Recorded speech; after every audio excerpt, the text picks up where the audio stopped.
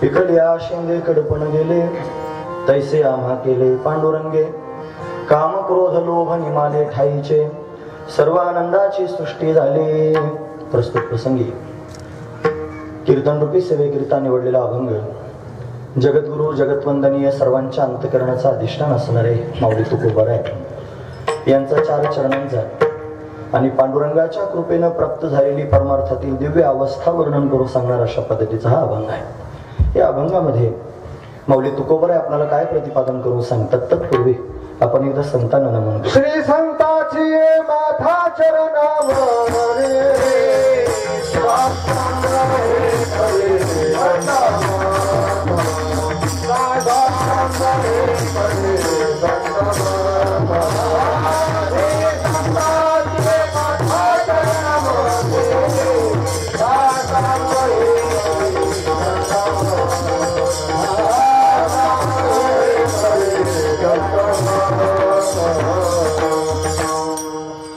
पंढरीच्या देवरा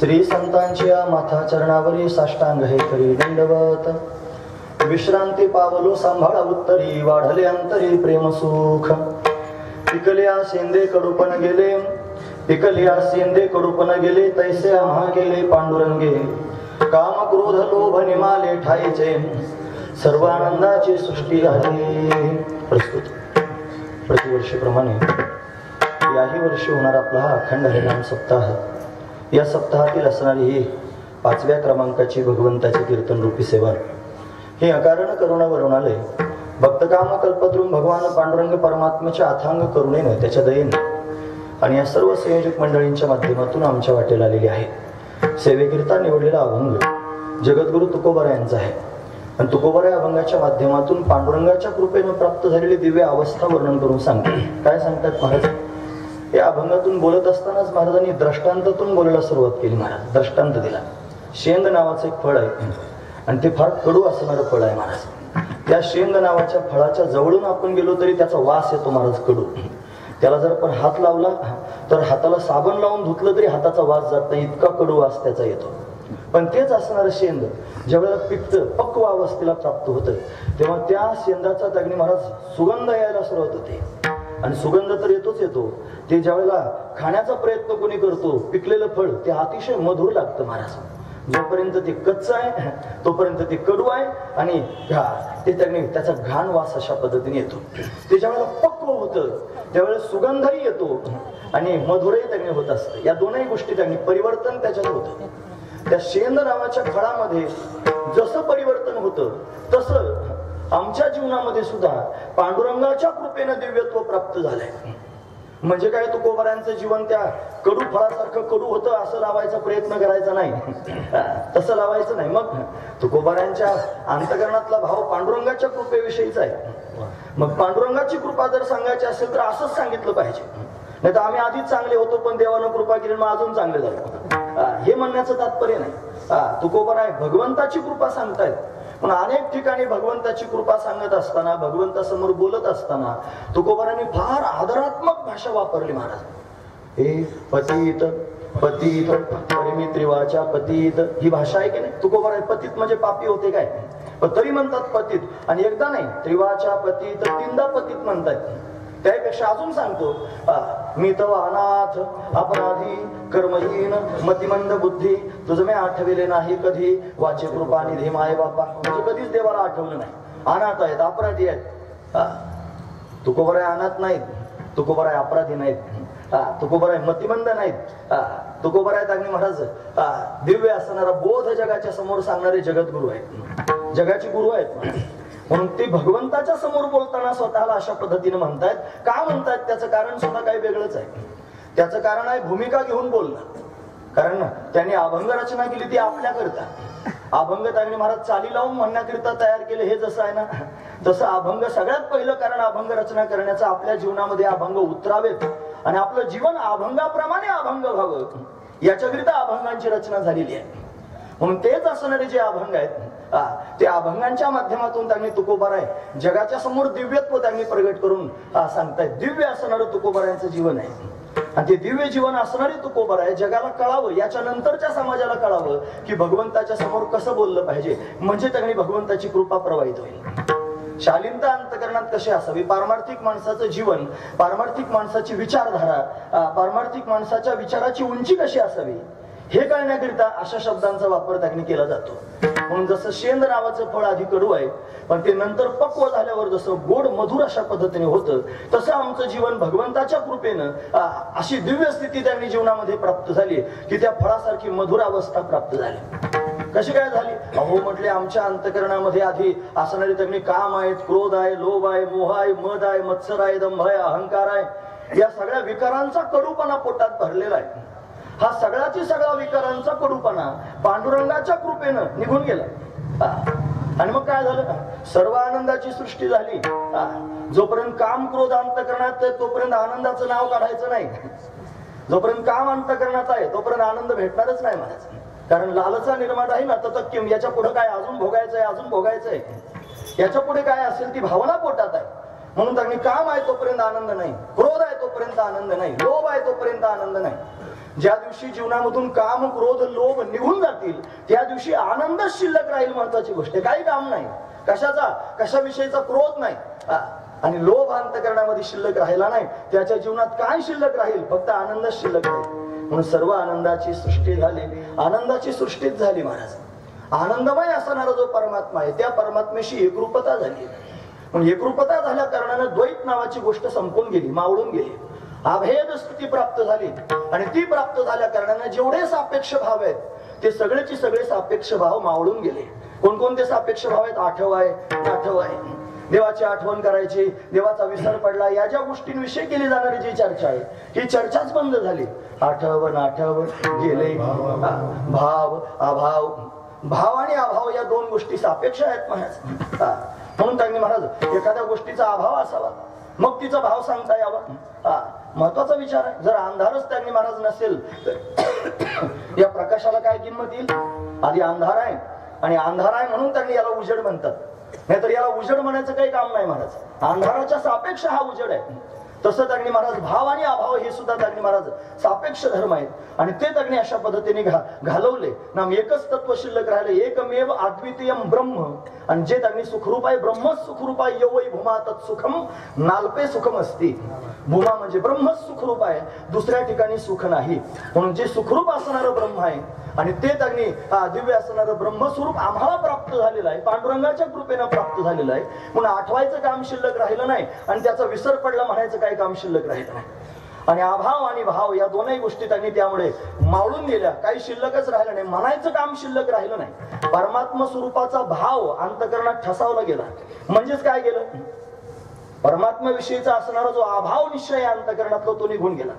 मग अभाव निश्चय गेला आणि भाव अंतकरणात शिल्लक राहिला. मग एकटाच भाव शिल्लक राहून काय करेल? त्याला भाव म्हणायचंही काम शिल्लक राहील. म्हणून अभाव गेला म्हणून भावही त्यांनी गेला. जशी कापुराची वाती उजळली ज्योती आणि ठाईच समाप्ती झाली जैसी. जसा कापूर पेटवण्याकरिता अग्नीची गरज आहे. अग्नी आल्यानंतर कापूर पेटवला जातो आणि कापरानं अग्नीनं कापूर पेटवला की कापूर संपून जातो. जसा कापूर संपून जातो तसा कापराबरोबर अग्नी सुद्धा संपून जातो, शांत होतो. तसं त्यांनी अभाव, परमात्म्याचा अभाव जीवनामध्ये आहे असं म्हणून अट्टहास करत होतो. पण कळालं परमात्म्याचाच भाव आहे, सगळीकडे परमात्माच परमात्मा आहे. पण तो परमात्मा सर्वत्र व्यापक असणारा परमात्मा कळाला. तो त्यांनी आत्मसात करता आला नव्हे, त्याच्याशी एकरूप होता आलं. म्हणून आता त्यांनी स्वतःच जे अस्तित्व आहे ते संपलं आणि फक्त परमात्म्याचंच अस्तित्व शिल्लक राहिलं. म्हणून त्यांनी भाव म्हणायचंही काम शिल्लक राहिलं नाही. जसा अभाव गेला तसं भाव म्हणण्याचंही काम संपून गेलं. म्हणून त्यांनी आठव गेला, नाठव गेला आणि भाव अभाव सुद्धा त्यांनी निघून गेला. आणि अशी त्यांनी दिव्य आनंदाची सृष्टी झाली, सर्व आनंदाची सृष्टी झाली. ही अवस्था जीवनामध्ये प्राप्त झाली. अशी अवस्था प्राप्त करून घेण्याकरिताच माणसाचं शरीर प्राप्त झालेलं आहे. अशी अवस्था प्राप्त करून घेण्याकरिताच आपल्याला हा जन्म प्राप्त झालेला आहे. म्हणून मनुष्य जन्मामध्ये आल्यानंतर काय करावं तर ही अवस्था जीवनामध्ये प्राप्त करून घ्यावी. ही जर प्राप्त झाली तर तो खऱ्या अर्थाने भाग्यवान आहे. तुका म्हणे भाग्य या नावे म्हणे. असं जर झालं तर तो मनुष्य भाग्यवान आहे. तरीच जन्म संसारी जन्मी जे याची लागेल, याच्यासाठीच संसारात जन्माला यावं लागतं आणि हे प्राप्त झाल्यानंतर तो भाग्यवान ठरतो. म्हणून त्यांनी मला जी अवस्था जीवनात प्राप्त झाली पाहिजे. म्हणून पिकल या शेंदे कडूपण गेले तैसे आम्हा केले पांडुरंगे. म्हणून या संसारामध्ये जन्माला यावं कशाकरिता? जसं त्याकडे मला शेंद पिकल्यानंतर मधुर होतं तसं आपलं जीवन आपण मधुर करून टाकण्याकरिता या संसाराला येऊन त्यांनी भगवत कृपेने ही अवस्था प्राप्त करून घ्यावी. हा उपक्रम उपसंहाराची एक वाक्यता आहे. आणि अशा पद्धतीने त्यांनी मला दिव्यत्व तुकोबारायांच्या जीवनामध्ये प्राप्त झालेलं त्यांना अनुभवाला येत आहे. आणि ते पांडुरंगाच्या कृपेने त्यांनी आम्हा केले पांडुरंगे असं म्हणतात. म्हणजे पांडुरंगाने ही स्थिती प्राप्त करून दिली. हे तुकोबारायांचं सरळ सरळ असणारं म्हणणं आहे. असा अभंगाचा सरळ अर्थ पाहण्याचा आपण प्रयत्न केला. विठोबा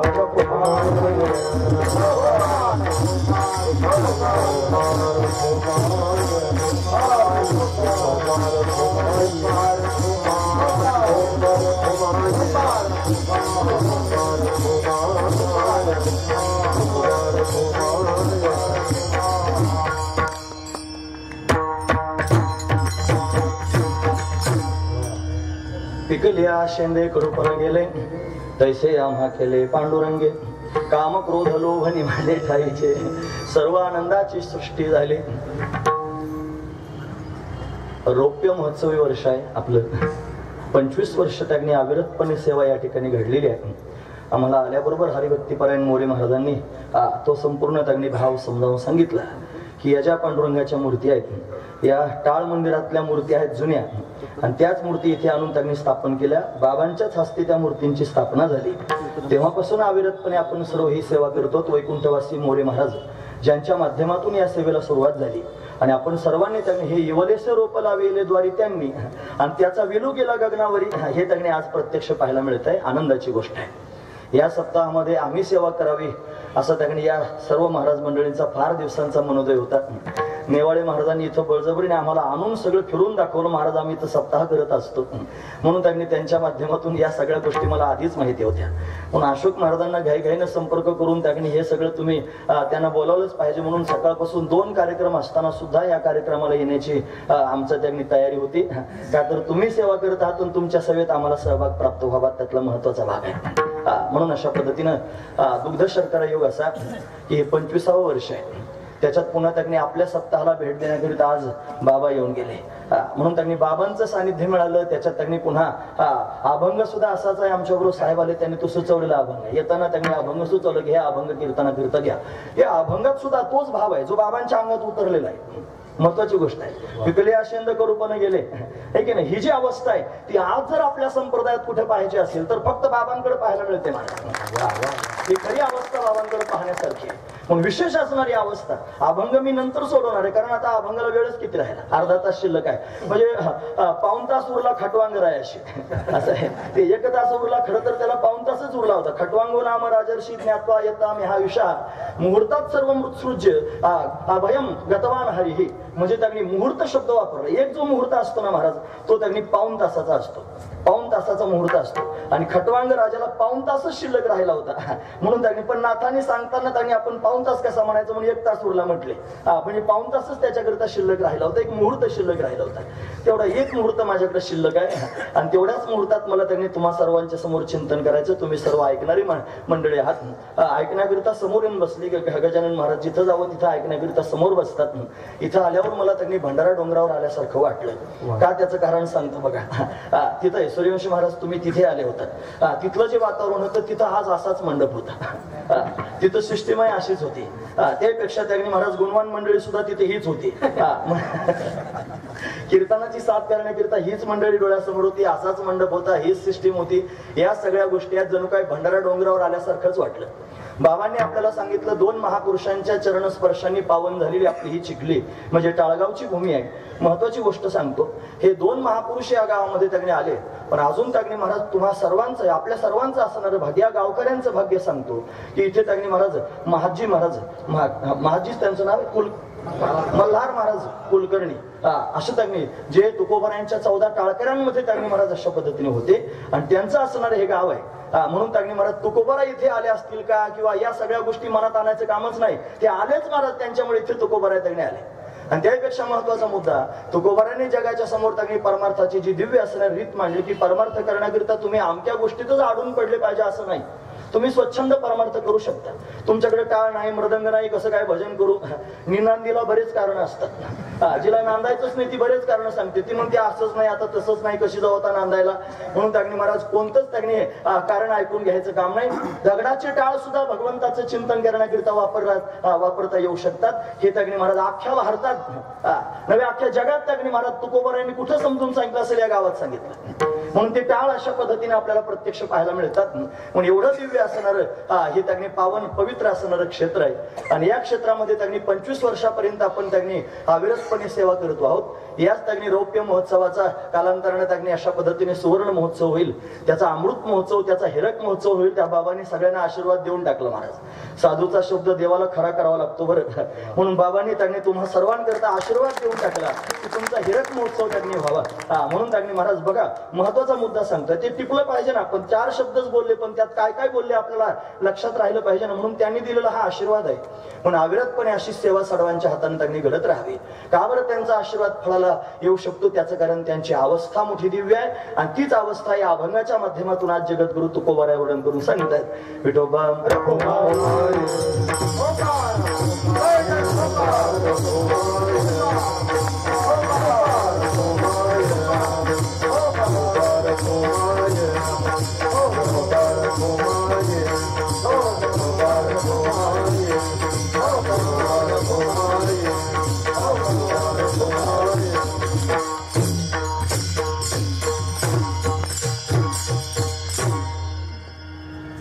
थोडासा वेळ आपल्याकडे आहे. एवढ्याच वेळामध्ये सरळ सरळ अभंगावर आपण बोलून थांबणार आहोत. 2 सेवा आम्ही करून आलेलो आहोत, दमलेलो आहोत. म्हणून थोडासाच वेळ त्यांनी तुमच्या समोर बोलणार आहे. तरी 9:15 वाजतील असं मला वाटतंय मनात.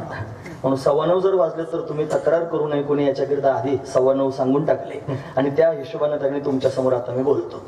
परमार्थ आपण सर्वजण करतो आहोत, पण परमार्थ करत असताना या परमार्थाकडे पाहण्याचा दृष्टिकोन आपल्याला प्राप्त झाला पाहिजे. जोपर्यंत परमार्थातला दृष्टिकोन येत नाही तोपर्यंत मनुष्य खऱ्या अर्थानं शुद्ध असणारा परमार्थ करू शकत नाही. महाराज, दृष्टिकोन महत्वाचा आहे की आपण परमार्थाला चालायला लागल्यानंतर आपल्याला मिळवायचंय काय हे जास्त महत्वाचं आहे, याच्यातून फलश्रुती काय ही जास्त महत्वाची आहे. परमार्थाकडे पाहत असताना गुरुजी वर्णन करून सांगायची, गुरुजी म्हणजे वैकुंठवासी रंगनाथ महाराज परभणीकर. ते म्हणायचे परमार्थाकडे पाहत असताना फलाकडून पाहत जावं, फलाकडून पाहावं, याच्यातून फल काय मिळणार आहे हे आधी पाहावं. जर फळच आपण पाहिलं नाही, नुसतं चालत राहिलो, कहा गए तो कहा नाही. आमचे भाऊ म्हणायचे क्या लाय तो कुछ नाही, कुठे गेले म्हणे कुठे नाही, काय आणलं म्हणे काहीच नाही, मग गेला कशाला होतास. महत्वाची गोष्ट आहे. पण परमार्थात चालत असताना, परमार्थात पदार्पण केल्यानंतर कपाळाला गंध आपण लावतोय, गळ्यात माळ घालतोय, आपण पंढरीची वारी करतोय, पारायण करतोय, या सगळ्या गोष्टी भजन कीर्तन आदी करून सर्व गोष्टी आपण करतो आहोत. पण या सगळ्या गोष्टी करण्यामागचा उद्देश काय, तो उद्देश आधी स्पष्ट व्हावा आणि उद्देश स्पष्ट करून चालायला सुरुवात करावी. महत्वाची गोष्ट आहे. आम्ही आता जिथं सेवा होती तिथून निघालो येण्याकरिता. आमचा उद्देश आहे, आम्हाला चिखलीत जायचंय, आमच्या डोळ्यासमोर ध्येय आहे चिखलीपर्यंत जायचंय. आणि चिखलीच्या नावानं आम्ही निघालो. मॅपवर त्यांनी बरोबर टाकून त्यांनी चला, गाडी म्हणते इकडे जायचंय आपल्याला निर्धारित स्थानापर्यंत. मोबाईल बोलतो सुद्धा, त्यातली ती बाई म्हणते आपका निर्धारित स्थान आ गया है अशी ती म्हणते आतून त्याच्यातून. म्हणजे निर्धारित स्थानापर्यंत आम्ही आलो. का आलो, आम्ही आधी ठरवलं कोणत्या निर्धारित स्थानावर जायचंय. तसं परमार्थ करताना ठरवलं पाहिजे आपल्याला जायचंय कुठे. मग परमार्थ करताना ठरवलं पाहिजे, म्हणजे नेमकं काय ठरवलं पाहिजे. आपण त्यांनी ठरवायचंय साधू संतांकडे पाहून आपल्याला आपल्या स्वरूपाचं ज्ञान प्राप्त करून घ्यायचंय. पहिला मुद्दा. या स्वरूपाच्या ज्ञानानं आपल्याला मोक्ष स्वरूपाची प्राप्ती करून घ्यायची आहे. दुसरा मुद्दा. आणि त्या मोक्ष स्वरूपाला प्राप्त करून पुन्हा न थांबता त्या ज्ञानाला गिळून पुन्हा अग्नी महाराज भगवंताच्या सगुण साक्षात्कारापर्यंत जायचंय. महत्वाची गोष्ट आहे. स्वरूपाचं ज्ञान आणि मोक्ष प्राप्ती या 2 गोष्टी नाहीत. पण थोडं अंतर आहे. काय अंतर आहे. ज्ञान हे अवांतर प्रयोजन फल आहे आणि मोक्ष हे परम प्रयोजन फल आहे. म्हणजे ज्ञानाने मोक्षापर्यंत जाता येतं. ज्ञान हे साधन आहे आणि मोक्ष हे साध्य आहे. महत्वाची गोष्ट आहे. मग ज्ञानरूपी साधन, या ज्ञानरूपी साधनाचा स्वीकार कुठपर्यंत करायचा, जोपर्यंत मोक्ष रूपी साध्य प्राप्त होत नाही तोपर्यंत. अर्जुनाला भगवान वर्णन करून सांगतात, जोवरी अर्जुना तो बोध भेटेची ना मना, तोवरी या साधना भजावेची लागेल. तोपर्यंत हे साधन करतच राहावं लागेल. महत्वाची गोष्ट आहे.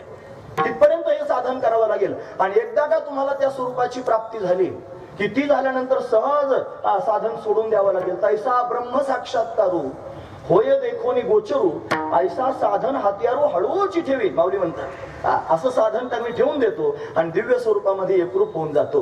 म्हणून आपल्या डोळ्यासमोर सुद्धा हाच उद्देश असावा की आपण मनुष्य शरीराला आलो, या मनुष्य शरीरामध्ये प्रधान कर्तव्य जर काय असेल तर मोक्ष प्राप्त करून घेणं.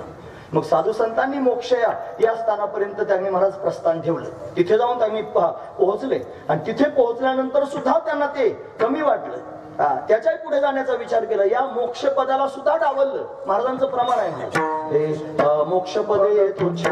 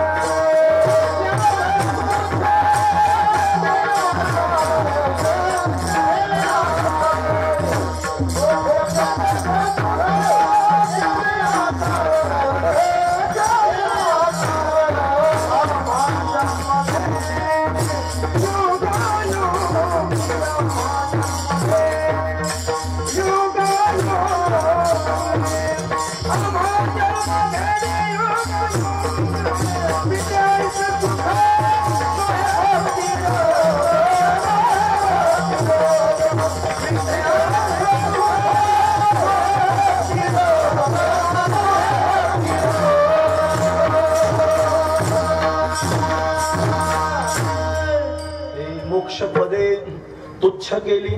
मोक्ष पदे म्हणतात, मोक्ष आदी करून पदे.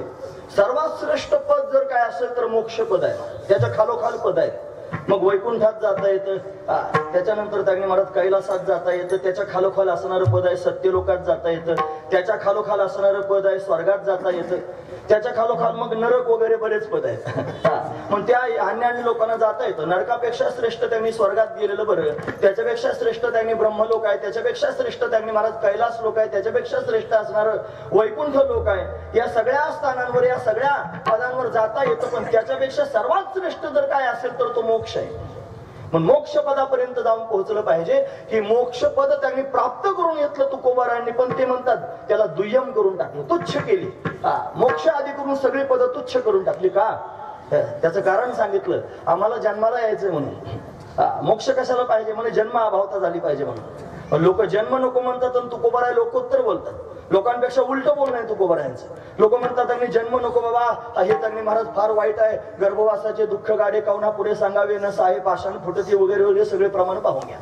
असा गर्भवास मला नको आहे, मला मोक्ष हवाय. आणि तुकोबाराय त्याच्या विरुद्ध म्हणतात की मोक्ष नको आहे. कशाकरिता नको आहे म्हणे, जन्माला यायचं म्हणून. पण का जन्माला यायचं? मग त्याच्या पुढचा मुद्दा सांगितला, हे विटे ऐसे सुख नोहे भक्ती रस पुढता पुढते असं सेवावे. म्हणून भगवंताची भक्ती आवीट आहे, संसार मात्र विटणार आहे. नव्हे बाकीचे सगळे त्यांनी पद विटणारे आहेत. म्हणजे मोक्ष तुकोबारायांना विटणारा वाटला, कारण त्याच्यात काही नाही ना महाराज. तिथे त्यांनी महाराज पाहणाराच कोणी सापडत नाही, तो त्याच्याशी एकरूप होऊन जातो.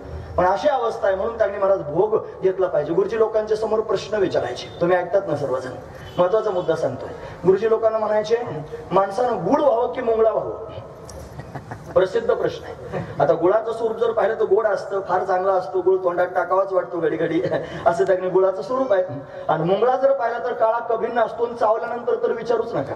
तो जर चावला जर असं ओढून काढायचं म्हटलं की तो तुटून येतो पण निघत नाही, असा भयंकर असणारा मुंगळा असतो. मग मुंगळा चांगला का गुळ चांगला तुमच्या दृष्टीनं? गुळ चांगला.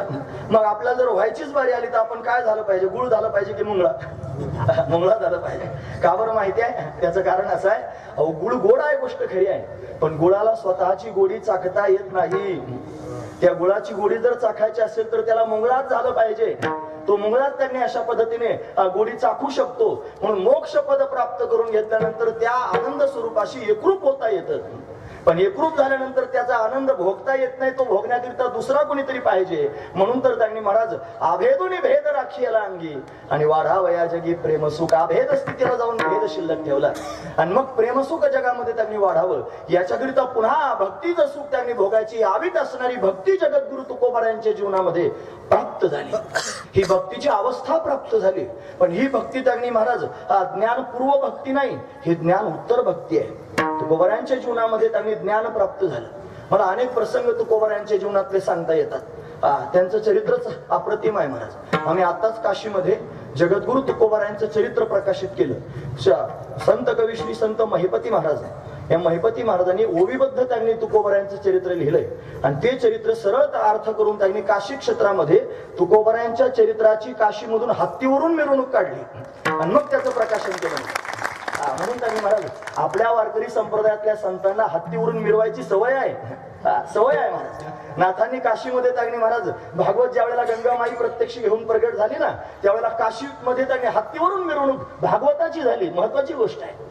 तसं जगद्गुरु तुकोबारायांचं चरित्र सुद्धा त्यांनी असं हत्तीवरून फिरवलं जावं हा मनोदय त्यांनी होता. म्हणून हत्तीवरून फिरून त्याची प्रदक्षिणा करून त्याचं प्रकाशन झालं. तुकोबारायांच्या चरित्रात अनेक प्रसंग आहेत. अनेक लोक वेगवेगळ्या प्रकारचं चरित्र सांगतात, पण सरळ सरळ त्यांनी सांगतो ऐका. तुकोबारायांचं बालपण त्यांनी महाराज भगवंताच्या भक्तीत त्यांनी अशा पद्धतीने गेलं. नव्हे घरातच वारी आहे, ते म्हणतात पंढरीची वारी आहे माझ्या घरी. म्हणून त्यांनी काही लोक चरित्र सांगताना सांगतात की वयाच्या 21व्या वर्षापासून पुढे तुकोबाराय परमार्थाला लागले. असं अजिबात नाही.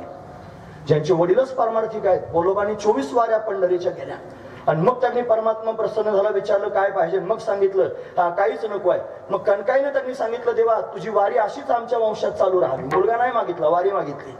मुलगा नाही मागितला, वारी मागितली. मग वारी चालवण्याकरिता सहजच मुलगा व्हावा लागतो. महत्वाची गोष्ट आहे. म्हणून मुलगा तोंडाने मागितला नाही, वारी चालवावी मागितली. देवानं दिली ते म्हणजे मीच चालवण्याकरिता येतो. आणि म्हणून तुकोबराय त्यांनी प्रत्यक्ष प्रगट झाले. बाल वयापासूनच त्यांनी महाराज भगवंताच्या भक्तीचा छंद आहे. वडिलांच्या बरोबर पंढरीला प्रथमच त्यांनी गेल्यानंतर चंद्रभागेचं स्नान अशा पद्धतीने केलं. पुंडलिकरायांचं दर्शन घेतलं. समोर त्यांनी आले. नामदेव पाहिला नमस्कार केला. तुकोबरायांना नमस्कार केला. त्याच्या पुढे जाऊन त्यांनी गरुड हनुमंताला नमस्कार केला. रंगशिळेवर उभं राहून त्यांनी भगवंताला पाहू लागले. देव डोळ्यासमोर त्यांनी दिसतोय. केवढा आनंद झाला. देवाला त्यांनी पाहतायत. पाहत रंगशिळा आहे महाराज तिथे काशी. संगमरवरी गोल दगड आहे पंढरपुरात. पांडुरंगाच्या समोर आहे. त्याला गरुड पार पण म्हणतात. तिथं कान धरून नाचावं लागतं. कान धरून नाचेन गरुड पारी. ही वारकऱ्याचं लक्षण आहे महाराज. तो तिथं गेल्यावर असं करतो. आणि म्हणून त्याने तिथं देव दिसतो. प्रत्यक्ष उभं राहिल्यावर गेल्यानंतर देवाच्या चरणावर मस्तक ठेवलं. प्रथम भेटी आलिंगन मग चरण वंदावे या भूमिकेत जाऊन देव पाहिला. डोळे भरून पाहतायत. आता बडवे त्याने ढकलायचं काम करतच होते. त्याने ढकललं. एका कोपऱ्यात तुकोबराय जाऊन उभे राहिले आणि देव डोळ्यासमोर प्रत्यक्ष दिसतोय. कोपऱ्यात उभं राहून हात जोडून भगवंताकडे पाहतायत महाराज. अतिशय सुंदर आहे. समचरण सरोजम सांद्र नीलांबुधाभम जगननिहित पाणी मंडनम मंडनानाम तरुण तुलसीमाला कंदरम कंजनेत्रम सदयधवलहासम विठ्ठलम चिंतयामी. या विठ्ठलाचं चिंतन तुकोबराय करतायत. तो मनामध्ये घर करून बसला. घरी आले आणि आल्यानंतर त्यागणे महाराज सतत त्या विठ्ठलाचं ध्यान करू लागले. विश्वंभर बुवांच्या माध्यमातून गावामध्येच विठोबा आलेलाच आहे. त्याची रोज सेवा अशा पद्धतीने तुकोबराय करतायत. त्या सेवेमध्ये मस्त झाले. जीवनामध्ये चढ उतार येऊ लागले. या चढ उतारात लोक त्यांनी वेगवेगळ्या पद्धतीने म्हणू लागले. तुका अरे त्यांनी फक्त भगवंताचं चिंतन करतोस म्हणूनच संसाराला उतरती कळा लागली. त्या विठ्ठलाच्या चिंतनानं तुझ्या जीवनात असं होतं. ते म्हणले जे होईल ते होईल. मी विठ्ठलाचं चिंतन सोडणार नाही. पण अखंड विठोबाचं चिंतन करत राहिले आणि त्याचा परिणाम जर त्यांनी काय झाला असेल तर त्यांनी महाराज भगवंताची गुणानुवाद गाऊ लागले. हे गुणानुवाद गात असताना लोकांनी पुन्हा म्हणायचं की तुका अरे तुझ्या जीवनामध्ये त्यांनी तुला गुरुच प्राप्त झाला नाही. तू निगुरे आहेस अजून. हे शब्द आहेत लोकांचे. अजून तुला गुरु प्राप्त झाला नाही. लोकांच्या समोर तत्वज्ञान सांगत फिरतोस. एखादा गुरु केला पाहिजे. तुकोबराय म्हणले अजिबात करणार नाही. मग मी विठ्ठलाला त्यांनी माझं जीवन समर्पित केलं आहे. विठ्ठल बाप माया चुलता विठ्ठल भगिनी आणि भ्राता विठ्ठल विन चाड नाही गोता. मला विठ्ठला वाचून दुसरं कोणीच नाही. आता तो विठ्ठल म्हणजे कृष्ण परमात्मा आहे. तोच माझी आई, कृष्ण माझी माता, कृष्ण माझा पिता, बहिणी बंधू चुलता कृष्ण माझा. मग माझं काय करायचं असेल तो विठ्ठल त्यांनी तो कृष्ण परमात्मा पाहून घेईल. मी त्यांनी निश्चळ आहे. म्हणून त्यांनी फार कठीण प्रसंग तुकोबरायांच्या जीवनात यानंतर आले. म्हणजे त्यांनी वडील मरण पावली, आई मरण पावली, भाऊजाई मरण पावली, भाऊ त्यांनी परागंदाहून निघून गेले. त्याच्यानंतर त्यांनी दुष्काळ पडला. मग दुष्काळी आटले, द्रव्यनेला मान, या सगळ्या गोष्टी झाल्या. त्याच्यामध्ये एक पत्नी अन्न करता मेली आणि एक मुलगा मांडीवर त्यांनी प्राण सोडून अशा पद्धतीने गेलेला तुकोबरायांनी डोळ्यासमोर पाहिला. मग असं वाटलं की इथं थांबायचंच नाही. संसार सावरायचा प्रयत्न करतोय मी तरी सावरला जात नाही. याचा अर्थ माझ्या देवालाच वाटतंय माझा संसार सावरला जाऊ नये. त्यापेक्षा आपणच घालून टाकावं म्हणून सगळा हाताने घालवला आणि भामचंद्रावर जाऊन बसले. आणि तिथं 15 दिवस जाऊन बसल्यानंतर साक्षात्कार झाला. हे 15 दिवसा माझी झाला साक्षात्कार. विठोबा भेटला निराकार. अशी अवस्था झाली. कारण लेकरू मांडीवर प्राण सोडताना पाहिलं ना महाराज. माझ्यामुळे अशी अवस्था झाली. का संसारात राहतोय. सोडून दिलं सगळं आणि तिथं जाऊन त्यांनी महाराज भगवंताचं चिंतन करू लागले आणि साक्षात्कार झाला. त्या पांडुरंगानं कृपा केली. त्याच्यानंतर गुरुकृपेचा प्रसंग आहे महाराज. तो पांडुरंग आला आणि त्यानं तुकोबरायांवर कृपा केली. ते म्हणतात पांडुरंगे सत्य केला अनुग्रह निरसो निसंदेह बुद्धिभेद जीवशिवा सेज रचली आनंदे आवटावी पदी आरोहण निजी निजरूपी निजविला तुका अनुभवत बालका हल्लरुगाशी. तुकोबरायांनी अवस्था सांगितली. पांडुरंगाच्या अनुग्रहानं प्राप्त झाली. पांडुरंगे सत्य केला अनुग्रह. सत्य खऱ्या अर्थानं पांडुरंगानं अनुग्रह केला. कसा काय केला. निरसोनी संदेह. संदेह म्हणजे सगळ्या शंकांचं निरसन झालं. काय झालं. बुद्धिभेद. बुद्धीतले सगळे भेद गेले. जड जडाचा भेद, जड जीवाचा भेद, जड ईश्वराचा भेद. हेच 5 प्रकारचे भेद आहेत ना ते. आणि त्याच्यात पुन्हा स्वगत भेद, सजातीय भेद, विजातीय भेद. त्याच्यामध्ये त्यांनी देशभेद, कालभेद, वस्तुभेद, सगळ्या प्रकारचे 11 प्रकारचे भेद आहेत. सगळे भेद मावळले आणि एक तत्व शिल्लक राहिलं डोळ्यासमोर. पांडुरंगाच्या कृपेनं झालं. ही पांडुरंगाची कृपा आहे. पांडुरंगे सत्य केला अनुग्रह. खऱ्या अर्थानं पांडुरंगानं अनुग्रह केला. निरसोने संदेह बुद्धिभेद जीवशिवा असे जर रचिली आनंदे. जीव आणि शिव एकत्र केले आणि जीव ब्रह्माक्य ज्ञान प्राप्त करून एक शिल्लक ठेवलं आणि ते परमात्मा तत्व आहे. आणि आता त्याचा भोग होतो आहे. महत्वाची गोष्ट आहे. ती अवस्था जीवनामध्ये प्राप्त झाली. निजी निज रूपे निजविला तुका. स्वतःच्या निज स्वरूपाच्या ठिकाणी मला निजवलं म्हणजे झोपवलं. आणि अनुभवत बालका हल्लरुगाशी. ही अवस्था त्यांनी प्राप्त झाली. आवटावी म्हणजे कुंडलिनीला ऊर्ध्वमुख करून सहस्त्रदल कमलात नेऊन स्थापन केलं.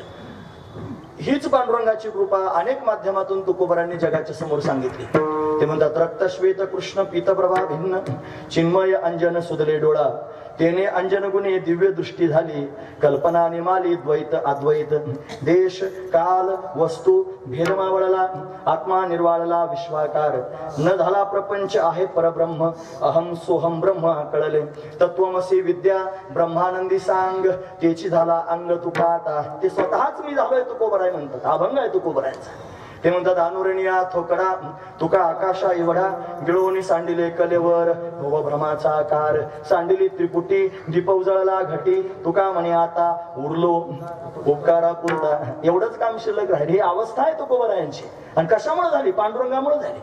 कशी अवस्था आहे म्हणे झाला प्रेतरूप शरीराचा भाव लक्षेला ठाव स्मशानीचा रडती रात्रंदिवस काम क्रोध माया म्हणती हाय हाय यमधर्मा वैराग्याच्या शिनी लागल्या शरीरा ज्ञानाग्नी तो झाला ब्रह्मत्वेशी दिली तिलांजली कूळ नाम रूपाशी देह ज्याचा त्याशी समर्पिला फिरविला घट फोडिला आचरणी महावाक्य ध्वनी बोंब झाली. ही अवस्था तुकोबरांना प्राप्त झाली. ही ज्ञानाची अवस्था आहे. ही जाणतेपणाची अवस्था आहे. ही अवस्था पांडुरंगानं दिली. पण या अवस्थेत तुकोबरांना गोड वाटेना. ही अवस्था बरी वाटेना. त्याचं समाधान वाटत नाही महाराज. ही अद्वैत स्थिती प्राप्त करून दिली. पण या अद्वैतात समाधान नाही. मग समाधान कशात आहे? देवा तुझ्या चरणांचं चिंतन करत होतो म्हणून ही अवस्था प्राप्त झाली. आणि या अवस्थेवर आणून तू ठेवलंच गोष्ट खरी आहे. पण ज्या अवस्थेवर तू आणून ठेवलंस ती अवस्था मला भावत नाही. मग मला काय भावतं? मला तुझ्या चरणांचं चिंतनच भावतं. याच्यापेक्षा वेगळं काही नको आहे. ते स्वतःच त्यांनी वर्णन करू. अद्वैती तो नाही माझे समाधान अद्वैती तो नाही माझे समाधान कोणा हे चरण सेवा कोणा हे चरण सेवा अद्वैती तो नाही माझे समाधान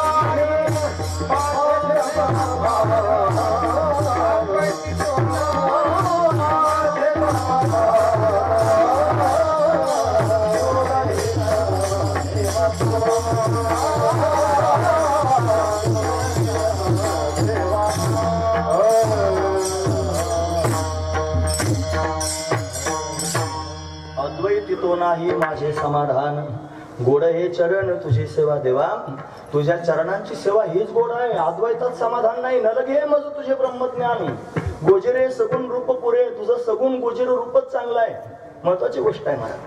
ज्ञानी होऊन तर जर आपण आपलं जीवन जगत असलो तर ज्ञानी झाल्यानंतर त्याला जगत दिसतं.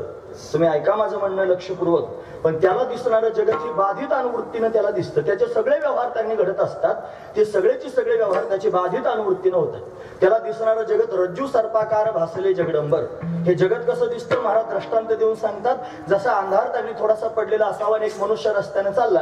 तो रस्त्याने चाललेला असताना एक दोरी रस्त्यामध्ये पडली. ती दोरी त्यानं लांबून पाहिली. ती दोरी त्याला सापासारखी दिसली आणि हा त्यांनी साप म्हणायचा तर बाप बाप म्हणून पळाला आणि पळाला असाच पडला असं डोकं फुटलं हात मोडला रक्त बंबाळ झाला. घरी गेला. लोक म्हणले झालं काय तुला? मला मोठा साप पाहिला बघण्याकरिता चला बॅटरी घेऊन आले आणि आल्यानंतर बॅटरी लावल्यावर कळाली ही दोरी आहे. म्हणजे साप नव्हताच महाराज. हा जाण्याच्या आधी साप नव्हता. यानं ज्या वेळेला साप पाहिला हा साप म्हणून पळाला त्यावेळेस पण साप नव्हता. बॅटरी लावून पाहिल्यावर पण साप नाही. तिन्ही काळात साप नाही. तिन्ही काळात दोरीच आहे. या दोरीला पाहून जसं याचं डोकं फुटलं. का बरं डोकं फुटलं? त्या दोरीचं त्याला सामान्य ज्ञान झालं. इदम रूपानं सामान्य ज्ञान झालं. आणि त्याचं विशेष असणारं अज्ञान त्यांनी शिल्लक राहिलं. पण इदम रूपानं सामान्य ज्ञान व्हावं आणि विशेष असणारं अज्ञान शिल्लक राहावं. मग त्याच्यातून भ्रम निर्माण होत असतो. म्हणून भ्रम निर्माण झाला. त्या दोरीवर सर्पाचा झाला भ्रम आणि म्हणून डोकं फुटलं. महत्वाची गोष्ट आहे. तसं दिसणारं हे जे जगत आहे हे जगत त्यांनी काय आहे आपल्याला माहित नाही. हे इदम रूपानं सामान्य ज्ञान आहे आणि तो परमात्माचा आहे. पण परमात्म्याचं ज्ञान आपल्याला नसल्या कारणानं आपल्या ठिकाणी भ्रम झाला आणि भ्रमानं आपल्याला जगत प्रतीतील येत आहे. आणि या जगतामध्ये आपण सुखदुःखांची हेलकावे खातो आहोत हे आपल्याला दिसतंय. पण वस्तुस्थिती अशी आहे हे नाही. याचा ना आता एवढी उंच भूमिका त्यांनी लोकांना कशी पचेल महाराज? हे आजातवादाची भूमिका आहे. ज्ञानोबरांनी आजातवाद सांगण्याकरिता सांगितलं. गंधर्व दुर्ग काय पाडावे शशविषान काय मोडावे होवावे मग तोडावे खपुष्पकी. हा अजातवाद सांगितला. सामान्य माणसाला पटत नाही. त्याला पचत नाही महाराज. तो मग खाली उतरावं लागतं. मग त्याला विवर्तवाद सांगावं लागतं. हा विवर्तवादही नाही कळाला की मग अजून खाली यावं लागतं, मग दृष्टी सृष्टीवाद, मग सृष्टी दृष्टीवाद, मग त्याकडे परिणामवाद सांगावं लागतो. नाहीच काय कळालं का आरंभवाद सांगावं लागतं. मग हे ऐका, हे असं झालं. मग असा देव झाला, त्याच्या बिंबीतून कमळ निर्माण झालं, त्याच्यातून ब्रह्मदेव झाला, मग बसा गाणं गात. हे त्याकडे त्याच्या पुढे होत असतं, पण झालंच नाही. प्रपंच एक झाला होता, हे तो समोर मिथ्या वार्ता, न होईल मागुता कदा कल्पांती घडेना. प्रपंच नावाची वस्तू झालीच नाही. ही भूमिका त्याच्या अंतःकरणात आहे ज्ञानीपुरुषाच्या. पण तरी सुद्धा तो या सगळ्या व्यवहारामध्ये त्यांनी व्यवहार करताना दिसतो. तो कर्मे करी सकळे परी कर्मबंधना तळे. सगळी कर्म करतो, कर्मबंधनात आकळत नाही. पण हा पण कशाला घातला? अहो, त्याला कर्मबंधन लागत नाही, त्याला कोणत्याच प्रकारचं कर्म स्पर्श करीत नाही, तरी सुद्धा त्याला त्या कर्मातून होणारे सुखदुःख भोगावे लागतात. त्याला त्या उर्मी सगळ्या सहन कराव्या लागतात. त्याच्या अंतःकरणामध्ये भूक लागली की खायला मागतो. जरी झाला संन्याशी तरी मध्यानाशी तोंड वाशी. तो म्हणतो भूक लागली खायला द्या. त्याला जर गरम व्हायला लागलं तो म्हणतो फॅन लावा, मला उकडतंय. त्याला जर त्यागणी महाराज सगळ्या गोष्टी त्याच्या समोर असतात, सुख आणि दुःख भोगावंच लागतं. पण हे सुख दुःख त्यागणी महाराज जाईल केव्हा? जेव्हा या अंतःकरणातल्या सगळ्या उर्मी जातील केव्हा? जेव्हा परमात्म्याची गोड असणारी भक्ती जीवनामध्ये पदार्पण करेल तेव्हा. ती परमात्म्याची भक्ती जीवनात आलेली आली की मग या सगळ्या गोष्टी आठवतच नाहीत महाराज, संपून जातात. महत्वाची गोष्ट सांगतो बरं. हे बघा, एकदा काय झालं, साखरे महाराज म्हणजे त्यांना दादा महाराज म्हणायचे, ते एकदा एका माणसाच्या घरी जेवायला गेले. त्यांच्यावर एक साधक बरोबर होता आणि गेल्यानंतर त्यांनी महाराज ते जेवायला बसले आणि जेवणामध्ये थोडं मीठ कमी होतं. ते स्पष्ट म्हटलं, हे बघा थोडं मीठ कमी आहे, मीठ वाढा. मीठ वाढा म्हटलं की मीठ आणलं पण वाढलं, पण शेजारी साधक बसला होता, त्यानं पाहिलं. तो म्हणला बघा महाराज आहे का, हे आपले महाराज असे. म्हणजे ते तुकाराम महाराज होते, घरी आले, त्यांच्या पत्नीने स्वयंपाक केला, वरणात मीठच नव्हतं, तरी पण आळणी खाऊन टाकलं, त्यांना मीठ कळालंच नाही, हे आपले महाराज. आणि एवढे मोठे महाराजांनी खुशाल मीठ मागितलं, त्याच्या मनात ती खुमखुमीच राहिली महाराज. त्याला कळालं नाही ते, ही खुमखुमी सारखी सलत राहिली. आपल्या महाराजांनी मीठ मागितलं, आपल्या महाराजांनी मीठ. मग ते दोघेच त्यांनी आले होते ना जेवायला, दोघेच निघाले परत परतीच्या प्रवासाला. मग रस्त्यानं चालता चालता त्यानं विचारलंच दम निघाला नाही म्हणून. तुम्हाला गुरुजी एक विचारू का? म्हणे विचार नाही. म्हणे माहो तुम्ही आज जेवता जेवता खुशाल मीठ मागितलं. म्हणे मग काय झालं मीठ मागितलं? म्हणे तुकाराम महाराजांना त्यांनी जेवायला वाढलं, त्याच्यात आळणी होतं, त्यांना मीठ कळालंच नाही आणि तुम्ही खुशाल मीठ मागितलं. गुरुजी हसले, त्याला म्हणले काय रे तुम्हाला काय समजतोस? ते म्हणले मी तुम्हाला फार मोठा ज्ञानी समजतो. तुम्ही फार मोठे ज्ञानी आहात असं माझ्या मनातला भाव आहे. मग एवढं तुम्ही मोठे ज्ञानी आहेत, मी तुम्हाला ज्ञानी समजतो. ते हसून परत म्हणले वेड्या, मग जर मी खरोखरच ज्ञानी आहे तर एका ज्ञानी माणसाला कालवणातलं मीठ कळू नये म्हणजे जो ज्ञानी आहे, ज्ञानी माणसाला कालवणातलं मीठ कळू नये का? खरी गोष्ट आहे. त्याला मीठ कसं काय कळू नये? मग मीठ कळालं म्हणजे काय झालं? अहो, ज्ञानाची भूमिका वेगळी आणि भक्तीची भूमिका वेगळी, दोन स्वतंत्र भूमिका आहेत महाराज. ज्ञानीश पुरुष झाल्यानं त्याला तिखट गोड आंबट कळायचं बंद होत नाही, त्याला सगळं कळतंय महाराज, सगळ्या गोष्टी कळतात. फक्त तो त्याला खरं म्हणत नाही, त्याची वृत्ती बाधित झालेली आहे ना, म्हणून तो त्याला खरं म्हणत नाही. पण भक्ताला मात्र हे कळत नाही. का बरं माहिती आहे? तो भक्त भगवंताच्या चिंतनात एवढा तल्लीन झालेला असतो की त्याच्या जीवनात काय घटना घडतात तो पाहतच नाही, जैसा का उन्मुनी योगीराज. ही त्याची अवस्था आहे महाराज. भक्तीमध्ये एवढा विसरला कामधंदा. काय खातो आम्ही, कसं या सांगते, आम्ही काय खातो, कशाबरोबर खातो, कसं आमचं जीवन आहे, काही आठवणीत राहत नाही महाराज. ही त्याची अवस्था झालेली असते. त्याला भक्तीच्या माध्यमातून काहीच कळत नाही. कोंडाजी बाबा होते ना डेरे महाराज, तुम्हाला जुन्या लोकांना माहित असतील. कोंडाजी बाबा डेरे पारुंडेकर, एक महिला त्यांच्या जवळ गेली म्हणतात. वारीच्या वेळेला गेली भेटायला. ते मग तिने वाजलं का? नाही असं नाही वाजलं आहे का? तिने त्यांनी महाराज बोलायला सुरुवात केली, अहो आमचे अमुक अमुक त्यांनी होते ते वारले म्हणले. ते म्हणले छान, चांगली गोष्ट आहे. वारले म्हणल्यावर छान म्हणले. परत त्यांनी म्हणले अहो ते वारले. ते म्हणले ठीक आहे ना, मग चांगली गोष्ट झाली. परत जरा हलवून म्हणले अहो बाबा ते आमके होते ना ते वारले. हो म्हणे असं का? अरे अरे अरे अरे म्हणले. आधी चांगलं म्हणल्यानंतर अरे अरे म्हणजे काय झालं? हो कोणी वारलं काय जन्माला आलं का? त्यांना घेणं काय? त्यांना घेणं एकाशीच आहे, त्याचं नाव आहे पांडुरंग. त्याच्या वाचून दुसरं काही आठवतच नाही, त्याच्या वाचून दुसरं काही भावच पोटात नाही. फक्त पांडुरंगच चित्तात आहे, नेमेले या चित्तापासून. आणि का दुसरे मज नाही, आता दुसरं कोणीच नाही, फक्त पांडुरंगच चित्तात साठवलेला आहे. ही भक्तीची अवस्था आहे. ज्या दिवशी ही भक्तीची अवस्था आपल्या जीवनामध्ये प्राप्त होईल त्या दिवशी अंतःकरणात साठवलेले सगळे मळ धुवून जातील. ज्ञानीपुरुषाला सुद्धा जी भूक लागते, ज्ञानीपुरुषाला या सगळ्या गोष्टी जाणवतात, त्या भक्ताला जाणवत नाहीत. का तर त्या भक्ताचं जीवन त्याने महाराज पक्व झालेलं जीवन आहे. ज्ञानानं पूर्णता नाही, त्या ज्ञानाची पूर्णता भगवंताच्या दर्शनात आहे. ही पक्व असणारी अवस्था आहे. ज्ञानाला तुम्ही ऐकतात ना सर्वजण, महत्वाचा मुद्दा सांगतोय. अहो ज्ञानाला प्रगट करावं लागत नाही, ज्ञानाला उत्पन्न करावं लागत नाही. ज्ञान आहे स्वयंभू, फक्त त्याला प्रगट करावं लागतं, उत्पन्न नाही करावं लागत ज्ञानाला. ज्ञान तर भगवंताचं स्वरूप आहे, त्याला उत्पन्न कोण करणार आहे? ते स्वयंभू आहे. त्याला प्रगट करावं लागतं. आणि प्रगट कशाने कराल तर त्याला प्रगट करण्याचं एकमेव साधन काय असेल तर भगवंताची भक्ती आहे महाराज. त्या भक्तीच्या माध्यमातून ज्ञान हृदयामध्ये प्रगट होतं. म्हणून जिथं त्यांनी ज्ञान आहे तिथं प्रेम नाही, पण जिथे भगवंताचं प्रेम आहे तिथं ज्ञान मात्र पूर्ण रूपानं आहे. महत्वाची गोष्ट आहे. म्हणून भगवंताचं प्रेम तुकोबरायांच्या अंतर्गणात साठवलं. त्या प्रेमाचा परिणाम आपणच देव होय गुरु. माझ्या विठोबाचा कैसा प्रेमभाव, का प्रेमभाव तयार झाला? यांनी भगवंतावर प्रेम केलं, पांडुरंगावर यांनी प्रेम केलं, यांनी पांडुरंगावर प्रेम केलं, म्हणून पांडुरंगानं यांच्यावरचं प्रेम प्रगट केलं आपल्या मनातलं. काय सांगतोय कशाकरिता? बुवा बोलायला लागले की आपले पानं उचकीत राहायचे आणि आपलं तपासून पाहायचं का देवाची आपल्यावर कृपा त्याने होत नसेल. अहो, आपण देवावर खरंच प्रेम करतो का विचारा. स्वतःच्या मनाला विचारलं पाहिजे. आपण ज्या दिवशी खऱ्या अर्थानं देवावरच प्रेम करू त्या दिवशी देव आपल्यावर प्रेम करण्याकरिता प्रगट होईल. म्हणून म्हणतात कैसा प्रेम भाव, माझ्या विठोबाचा कैसा प्रेम भाव. माझा प्रेम भाव नाही, विठोबाचा प्रेम भाव. कोणाविषयी? माझ्या विषयीचा. आणि आपणच देव होय गुरु. देव गुरु रूपानं प्रत्यक्ष प्रगट झाला. त्यानं माझ्या पोटातल्या या सगळ्या गोष्टी अज्ञानाच्या घालून टाकल्या आणि त्या घालून टाकली. ज्ञानाची दिव्य अवस्था प्राप्त झाली. पण मला ती नको वाटली. जाणून नेणं ते करी माझे मन, असं मी त्याला म्हटलो. तुझी प्रेमखून देऊन या. मग त्या पांडुरंगानं मला प्रेमखून दिली त्याची, आणि त्याच्या प्रेमात मी चिंब झालो. आणि या ज्ञानाला सुद्धा पूर्णपणे विसरून त्यांनी भक्तिमय असणारी अवस्था माझी जीवनामध्ये मला भोगायला मिळाली.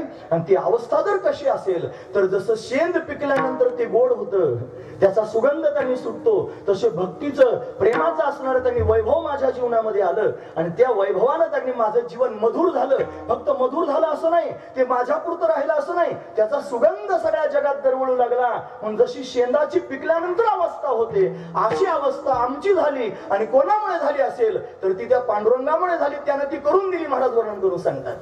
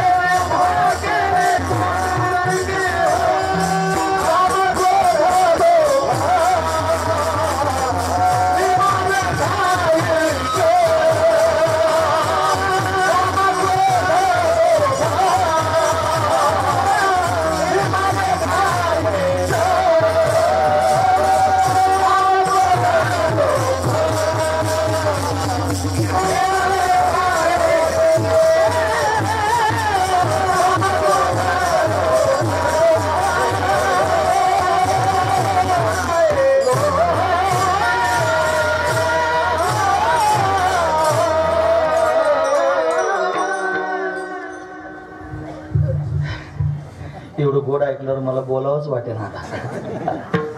खरंच आनंदाची सृष्टी झाल्यासारखं वाटतंय ना. हे साधन आहे महाराज, हे साधन आहे. महत्वाची गोष्ट बाबा मग बोलताना म्हणत होते ना, की हे कोणाला मिळत नाही, हे वैकुंठात नाही, हा सुख सोहळा स्वर्गी नाही. ते लोक तोंडात बोट घालतात.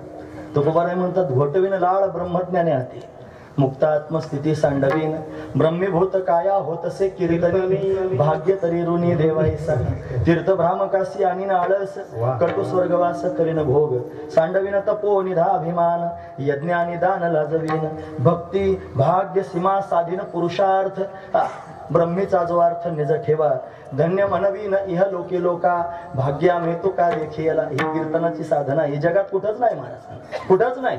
या भूमंडलावरती दगडे महाराज अशी साधना ज्ञानोबराय तुकोबरायांनी जी दिली ही कुठंच सापडणार नाही. सर्वात श्रेष्ठ आहे महाराज, महत्वाची गोष्ट आहे. आणि आणखी महत्वाचा मुद्दा सांगतो, माझी वारकरी संप्रदायातली साधनाच भविष्यात जगाला तारणार आहे. ही साधनाच जगाचा उद्धार करू शकते. आज जगामध्ये जी वाईट परिस्थिती डोळ्यासमोर पाहायला मिळते, हा अनाचार डोळ्यासमोर दिसतोय, हा अनाचार जर कोण शांत करू शकतो तर तो फक्त ज्ञानोबराय तुकोबरायांचा विचारच शांत करू शकतो, दुसरं कोणीच शांत करू शकत नाही. पण गरज आहे, आज जगाला गरज आहे महाराज. आज जरी आपल्या देशाला याच्याविषयीचं फारसं महत्व वाटत नसलं तरी एक दिवस असा येणार आहे महाराज सोन्याचा की जगाला वाटेल याच्याशिवाय पर्याय नाही. हे स्वीकारलं पाहिजे, गरज आहे महाराज, हे स्वीकारायची गरज आहे. केवढा आनंद आहे महाराज, या आनंदात चिंब होऊन जातो. त्याने ब्रह्मदेव तोंडाकडे पाहत असेल त्याला मिळत नाही हा आनंद. आज त्याच्यापेक्षा श्रेष्ठ आनंदात आहोत आपण. हे भाग्य तरी ऋणी देव आहे सर, हा त्यातला भाव आहे. असो, ही अवस्था तुकोबरायांच्या जीवनामध्ये आली, भक्तिमय अवस्था. फक्त ज्ञानाची अवस्था म्हणून थांबणं मला बरं वाटलं नाही. नाही तर पिकलिया शेंद कडूपण गेले तैसे आम्हा केले पांडुरंगे म्हणत असताना ज्ञानानं ती अवस्था प्राप्त झाली आणि कडूपण निघून गेलं आणि त्यांनी असं झालं. इथपर्यंत थांबणं मला बरं वाटलं नाही, कारण तुकोबरायांची साधना मर्यादित नाही, तिथपर्यंत नाही, ती त्याच्या पुढे आहे. ते म्हणतात खादलेची खावे वाटे आणि भेटले भेटे आवडी, लाभाचे असोसे पुढे चाली म्हणा, धनाचा कृपणा लोभ जैसा. तुकोबराय म्हणतात घेईन मी जन्म याच्यासाठी देवा. याच्या दोन गोष्टी एकाच वेळेला राहतात. महत्वाचा मुद्दा सांगतोय. दोन गोष्टी कोणत्या? विरुद्ध टोकाच्या गोष्टी एकत्र राहतात. तृष्णा आणि तृप्ती एकाच जागेवर राहतात महाराज. ज्याला त्यांनी महाराज तृष्णा आहे त्याला तृप्ती होईल का? नाही. जो पाणी पिलेला आहे आणि तृप्त झालेला आहे, आता परत तृष्णा त्याला लागेल का? नाही. पण दोन गोष्टी एकाच वेळेला आहेत. यांना तृप्ती प्राप्त झालेली आहे भगवंताच्या प्रेमानं, पण तृप्ती प्राप्त होऊन काहीच करायचं शिल्लक नाही. ते म्हणतात काम नाही झालो पाहिजे काम, ही तृप्ती आहे. पण त्याच्या पुढचा मुद्दा सांगतात घेईन मी जन्म याच्यासाठी देवा, ही तृष्णा आहे. ही तृप्ती पण आहे आणि तृष्णा पण आहे, एकाच जागेवर राहतात. ही तुकोबरायांची अवस्था आहे. आणि हीच अवस्था त्यांनी जगाच्या समोर प्रगट करतात की बस ही भूमिका माझ्या अंतकरणात उतरली. जसं शेंद पिकल्यानंतर त्यातला कडूपणा निघून जातो, त्याचा सुगंध त्यांनी येऊ लागतो. शेंद पिकल्यानंतर अजून एक गोष्ट होत असते महाराज, माहिती आहे तुम्हाला?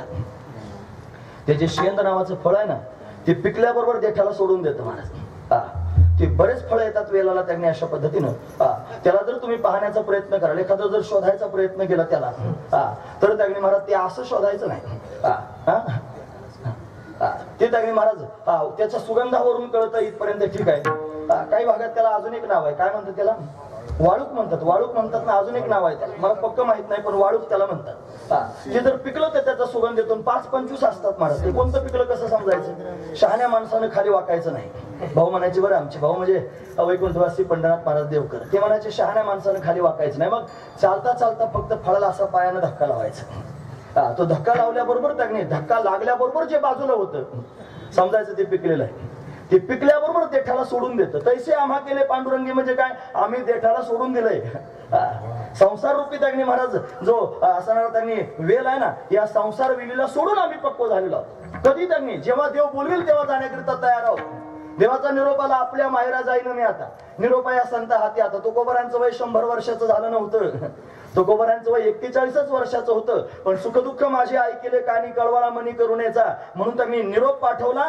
करुण सिद्ध मूळ सावले भातुके. तुकोबराय म्हणतात मला मूळ घेण्याकरिता आला मी निघालो. महत्वाची गोष्ट आहे मला, देवानं बोलवलं त्याच वेळेला जायचं. आम्ही जातो, तुम्ही कृपा असू द्यावी. सकाळ सांगावी विनंती. आता 9:15 पर्यंत मी जाणार नाही म्हणा, पण महत्वाचा मुद्दा सांगताय म्हणून कृपा असू द्यावी म्हणतात. म्हणजे कोणत्याही वेळेला या संसाराला सोडून जाण्याकरिता तयार. कोणती अवस्था ही? ती त्या शेंदाचीच अवस्था आहे, पिकलेली अवस्था आहे, ही पक्व झालेली अवस्था आहे. परमार्थ पिकावा, परमार्थ त्यांनी पक्व व्हावा. जो त्यांनी हुरगहुर पंढरपूर जो आहे ना, तो परमार्थ त्यांनी नसावा. काही लोक जन्मभर हुरहुरच करतात, काही हाताला लागत नाही. मोक्ष कशाला म्हणतात कळत नाही. परमात्म्याचा साक्षात्कार कधी होत नाही. परमार्थातली उच्च स्थिती प्राप्त झाली काही त्याचं नावच नाही. फक्त परमार्थ करतात म्हणून करतात. काही अनुभवाला पण आली पाहिजे ना. एक प्रश्न विचारतो तुम्हाला, सांगा मोक्ष जिवंतपणे मिळतो का मेल्यावर मिळतो? हा परत विचारतो, मोक्ष जिवंतपणे मिळतो का मेल्यावर मिळतो? हा संभ्रमात नाही टाकीत. चांगला प्रश्न विचारला, सांगा. हो बरोबर आहे. बऱ्याच लोकांनी उत्तर बरोबर दिलं. काय? मोक्ष जिवंतपणेच मिळतो, मोक्ष मेल्यावर मिळत नाही. मग आता आपल्याला विचार, आपण जिवंत आहोत का मेलो? जिवंत आहोत ना आपण सगळे. मग विचारा परत दुसरा प्रश्न, जर जिवंतपणेच मोक्ष मिळत असतो आणि आपण जिवंत आहोत, आपल्याला मोक्ष मिळाला का? आता सरळ गोष्ट आहे. जर नाही मिळाला मग इतक्या दिवस आपण काय करतो? हलवून टाकणारा प्रश्न आहे ना. लोक हलत नाहीत ना हो, हा महत्वाचा विचार आहे. ते हल्लं पाहिजे. मी काय फार शहाजूक नाही तुम्हाला हलवण्याकरिता आलो असं समजू नका. पण वस्तुस्थिती सांगायला काय त्रास आहे? माझी वस्तुस्थिती आहे. म्हणून तर मी आपण संसाराला सोडलं पाहिजे मनातून. ही संसाराला सोडण्याची जी स्थिती आहे ती पक्व स्थिती आहे, ती पूर्ण स्थिती आहे. पण पिकल्या शेंद कडूपण गेले. जसं त्यांनी म्हणत त्या शेंदाचं कडूपण जातं, त्याच्यात मधुरपणा येतो, त्याला सुगंध प्राप्त होतो, तसंच त्या शेंदानं देठाला पण सोडलं जातं. अशी अवस्था परमार्थाची जीवनामध्ये प्राप्त झाली. भगवंताच्या भक्तीनं प्रेमानं तयार झाली. आणि ही तयार झाल्या कारणानं, त्या विठ्ठलाचं नामचिंतन अखंड केल्या कारणानं काय झालं असेल? तर त्यांनी आमच्या मनामध्ये घर करून बसलेले बरेच पाहुणे आलेले होते. त्या सगळ्या पाहुण्यांनी आमचं घर मोकळं केलं. काम क्रोध हे केले घर रेते. आम्ही काय केलं? तुका म्हणे देह भरिला विठ्ठले. विठ्ठलाचं चिंतन करू लागलो आणि त्या विठ्ठलाच्या चिंतनानं त्यांनी देह भरूनच टाकला. त्याचा परिणाम काय झाला? पूर्वी जे पोटात साठवलेले होते ते सगळेची सगळे पाहुणे काम क्रोध लोभादी सगळे पळून गेले. काम क्रोध हे केले घर रेते. हे सगळेच निघून गेले. हे ज्ञानानं गेले असं सांगायचं नाही, हे प्रेमानं गेले असं सांगायचंय. म्हणून पांडुरंगानं त्याचं प्रेम प्राप्त करून दिलं आणि प्रेम प्राप्त करून देऊन त्यानं काय केलं? आमच्या जीवनामध्ये पक्व स्थिती निर्माण केली. आणि ती स्थिती निर्माण झाली म्हणजे काय झालं? कडूपण गेलं म्हणजे नेमकं काय झालं? पोटामध्ये असणारे जे काम क्रोध लोभ हे विकार आहेत हे सहजासहजी संपून गेले. आणि त्यांच्या संपून जाण्यानं मधुरता आनंदाची त्यांनी प्राप्त झाली. आणि फक्त आनंद आतमध्ये नाही, सगळीकडेच आनंद शिल्लक राहिला. ही दिव्य अवस्था महाराज वर्णन करून काम क्रोध लोभ निमाले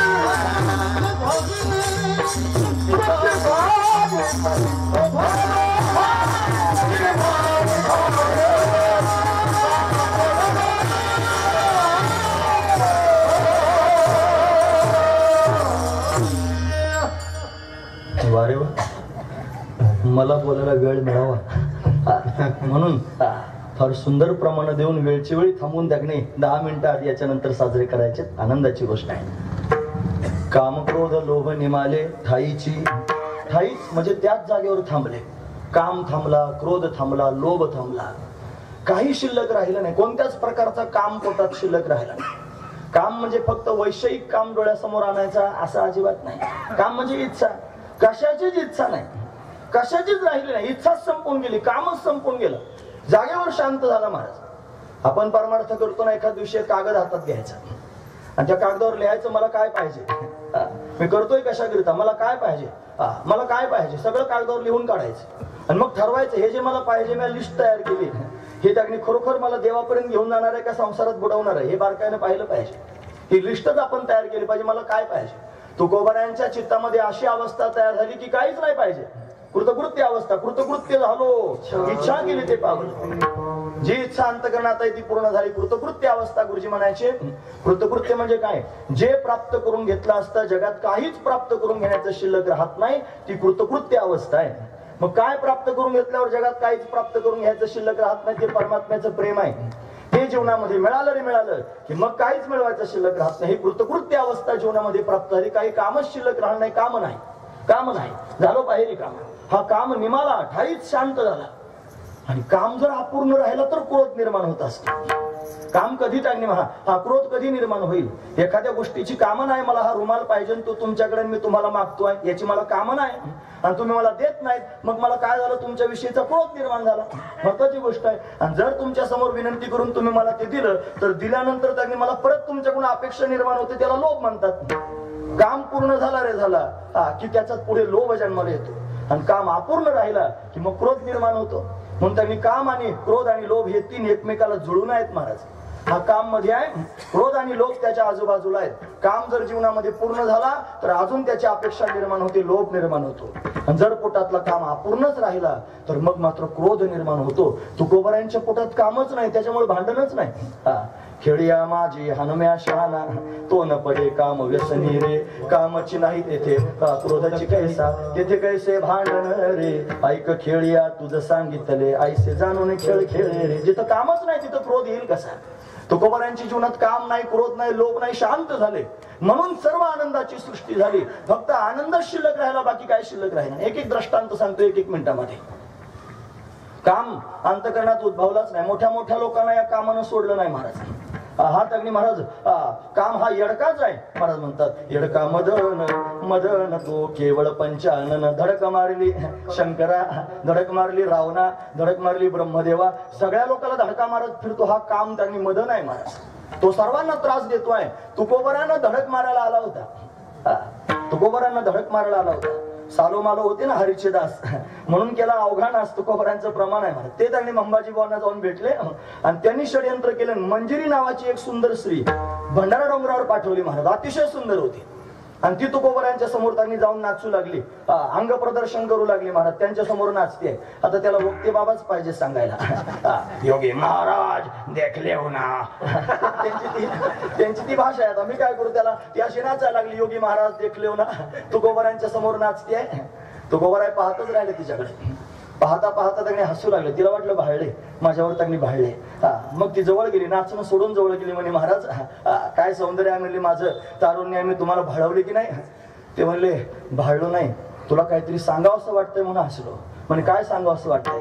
आज फार सुंदर दिसतेस, आज फार सुंदर तुझं तारुण्य त्यांनी डोळ्यासमोर दिसतंय, पण राहील किती दिवस? हे राहील किती दिवस? एक दिवशी हेच त्यांनी सुंदर केशभूषा आहे ना याच्या आंबाड्या होतील. हे जी तुझी सुंदर असणारी त्वचा आहे ना ही गोधडी सारखी लोंबायला सुरुवात करेल. तुझे सुंदर असणारे जे डोळे आहेत ना मृगनयनी सारखे, त्या डोळ्यांमधून पाणी वाहायला सुरुवात होईल.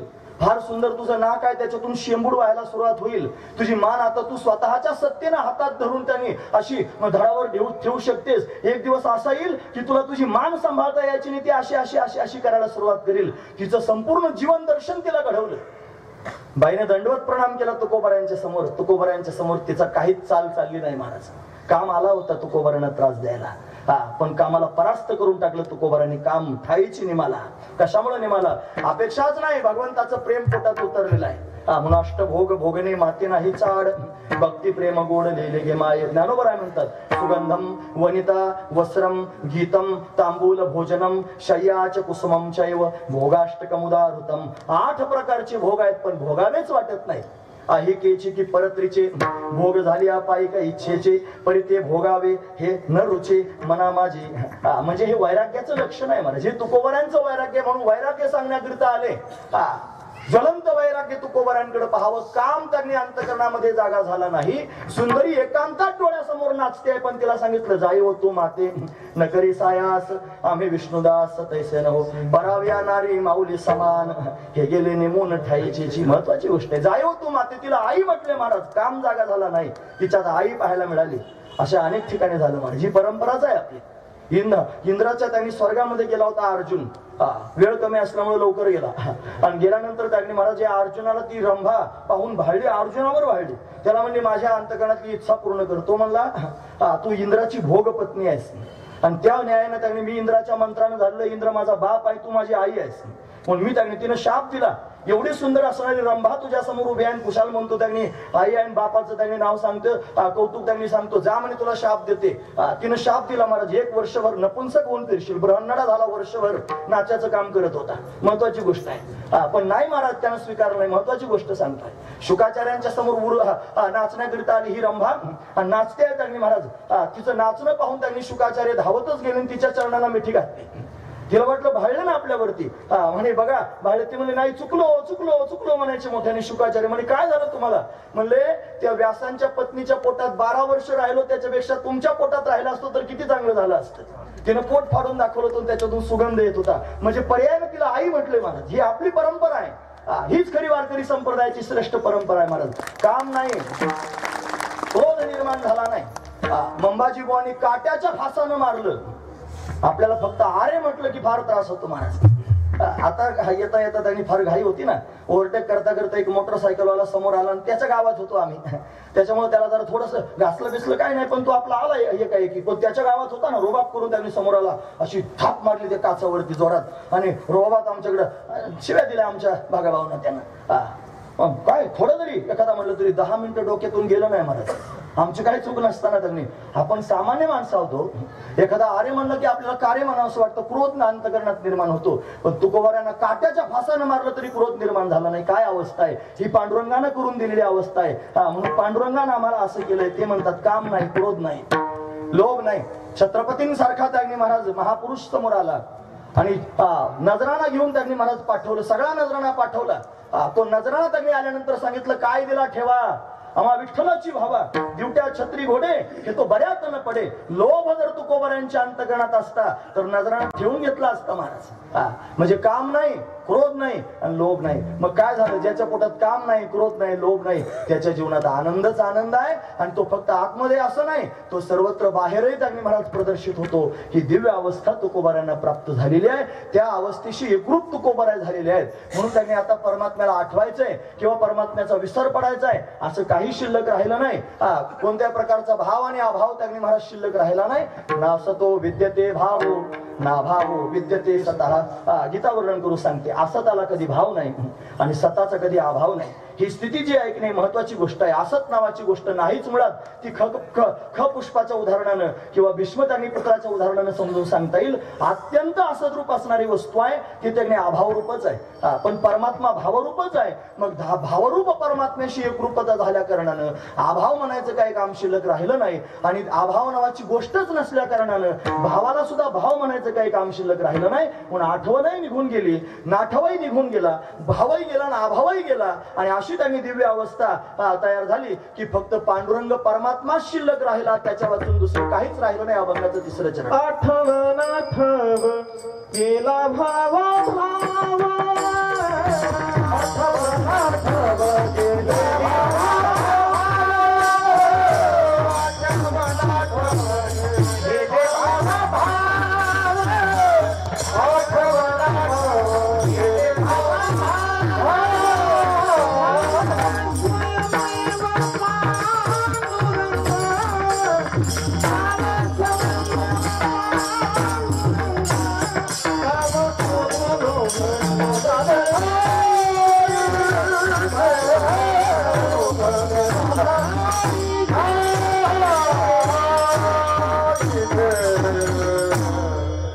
आठव नाठव गेले, भावाभाव हे गेले, दोन्ही ठिकाणी लावायचं. आठव नाठव गेले आणि भाव अभाव गेले. मग काय राहिलं, झाला स्वयंमेव पांडुरंग. फक्त पांडुरंगच शिल्लक राहिला.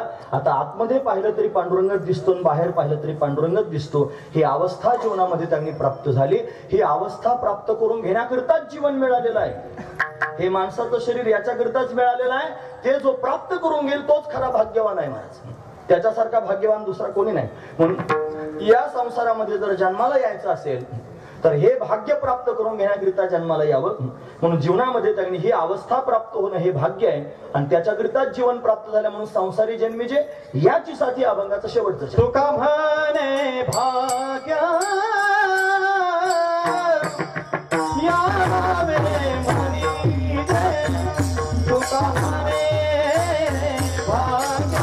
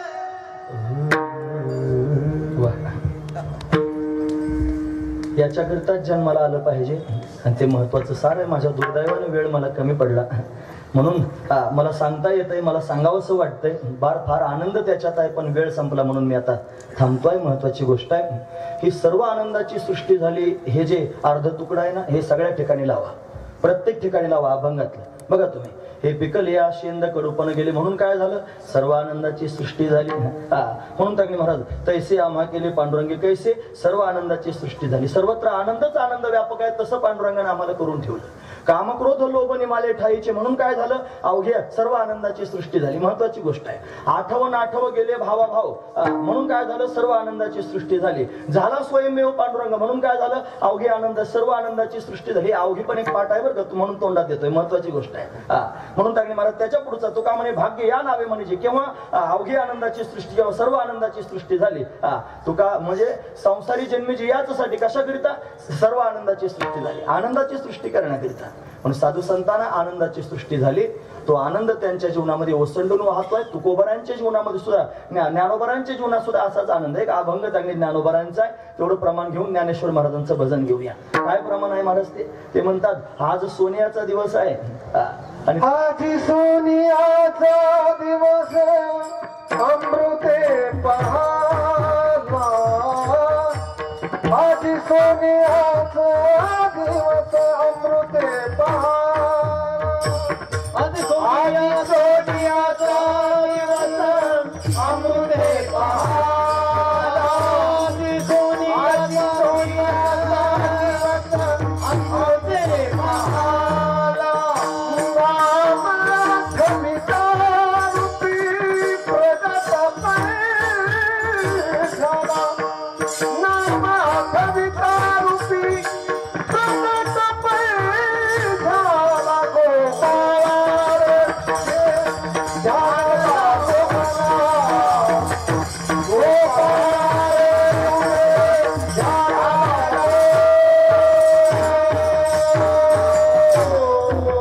अमृते पहावा.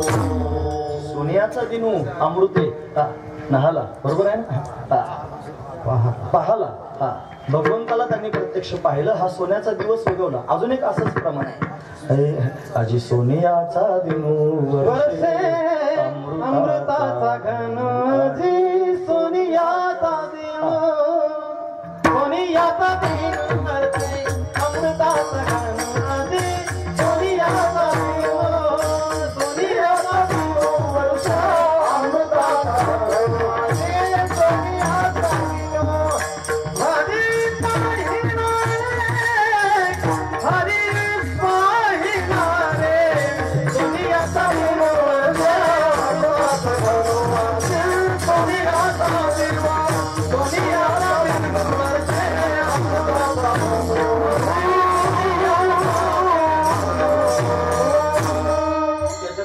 आनंदुरे तो आनंद स्वरूप असणारा परमात्मा त्यांनी प्रत्यक्ष पाहायला मिळाला. सबाई अभ्यंतरी अवघा परमानंदुरे म्हणून तो परमानंद जीवनात ज्ञानोबाऱ्यांना जो झाला तो तुकोबाऱ्यांना झाला या शब्दांमध्ये व्यक्त करतात. पण ज्ञानोबरा तुकोबाऱ्यांना आनंद प्राप्त झाला तो आपल्या जगासमोर त्यांनी मांडलेला आहे. पण ज्यांनी आपल्याला आपल्या जीवनातली दिव्य आनंदाची स्थिती सांगितली मोठ्या प्रेमाने त्यांचं चिंतन करून थांबूया. हे ज्ञानेश्वर